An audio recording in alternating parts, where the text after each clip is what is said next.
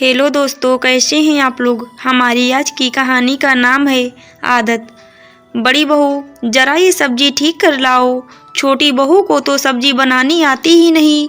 कैसी पीली पीली सी सब्जी बनी है, जरा भी रंग नहीं सब्जी में।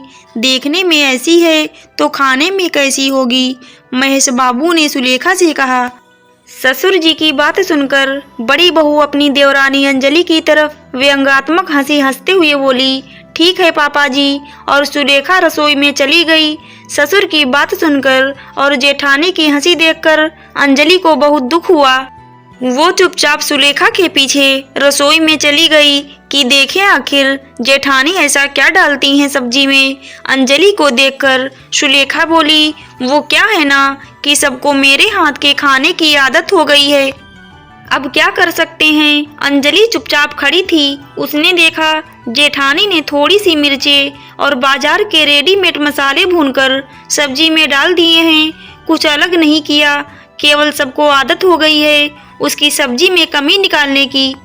जब से शादी हुई है उसके बनाए खाने पर हमेशा ससुर जी जेठानी से कहते कि पहले सब्जी ठीक कर लाओ। अंजलि ने बहुत कोशिश की कि उन लोगों की पसंद की सब्जी बनाए, खूब मिर्च मसालों की, इसलिए वो पहले अपनी सब्जी निकाल लेती थी और फिर सबकी सब्जी मिर्च मसाले डालकर भून देती। फिर भी उन्हें उसकी सब्जी में रंग नहीं दिखता था।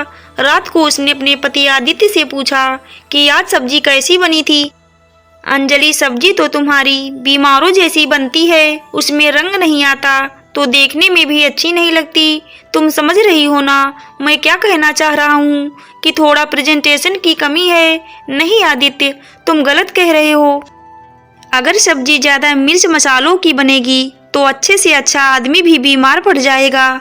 और ये जो तुम और तुम्हारे घर वाले सब्जी का रंग चिल्लाते हो ना, तो सुनो, जेठानी जी सब्जी में खूब मिर्च भूनकर डालती हैं जो सेहत के लिए हानिकारक होती है। मुझे नहीं पता कि भाभी क्या करती हैं, हमें तो सब्जी देखने में अच्छी लगती है तो हमारी भूख बढ़ जाती है। आदित्य की बात सुनकर अंजलि चुप हो गई, लेकिन उसका मूड खराब हो गया था।